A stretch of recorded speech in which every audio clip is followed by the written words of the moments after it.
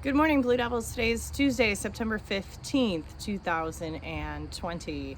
So today is a gold schedule day, which is periods 5, 6, 7, and 8. So that is periods 5 and 7 world history and 8th period current affairs. In world history today, we're going to be talking about the definition of a civilization and how that definition has really changed over the years from what we used to define as civilized to a revised version of that. We'll talk a little bit about how our perspective on history changes as we begin to look at multiple sources, and we'll also do a little bit of accidental thesis writing. In current affairs, we're going to be talking about news stories and what makes up a news story, the 5 W's and the H of a news story. So we'll take some time to break down some news stories in the Daily Herald and the Chicago Tribune. Now, a lot of people have asked, well, so how do you plan for a day of online teaching? And some people say, well, it must be easy because you've been teaching forever, which is to some degree true. I started teaching, one could say, before Al Gore invented the internet, or awfully darn close to that. But it isn't necessarily that easy. Planning for online teaching isn't the same as planning for in the classroom.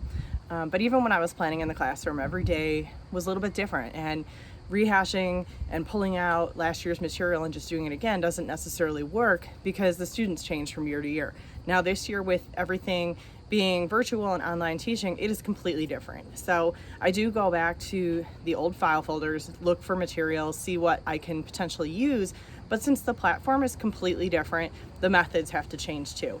I recognize that a lot of kids turn on their Google Chat and they don't turn on their cameras, maybe because they're shy or maybe because they're actually not paying attention.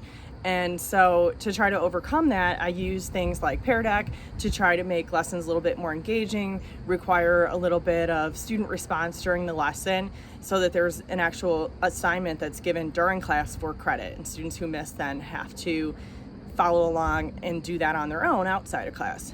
It keeps kids interested, but I also try to mix things up and try to have a little bit of fun. I feel like if I'm teaching, whether it's in person or online, if I'm bored, then so are the students. So I have to try to find a way to keep it fresh, keep it interesting, and it can be challenging because teaching world history for some is not necessarily the most exciting topic. So I don't necessarily approach it with the approach of trying to be awesome every single day. That would be exhausting, and I think it's a pretty lofty expectation. I do my best. I try my very best to do the best job I can do, but ultimately, it's just like my favorite team in baseball. I try not to suck every single day. So I go outside in the morning, I do my chalk drawing, which my son laughs at me, calls me a sweat teacher for doing it. Sometimes they're not so good, sometimes they're a little bit better than not so good. But it's part of what I do. And while I'm doing that, I start thinking about what I'm going to say during this video. This is not scripted. This is just from the heart and what is happening for today. So there's nothing really special going on here either. It's just who I am and what I do. So it is part of the day every day to start out with this little preview for my students. Hopefully some of them are starting to watch.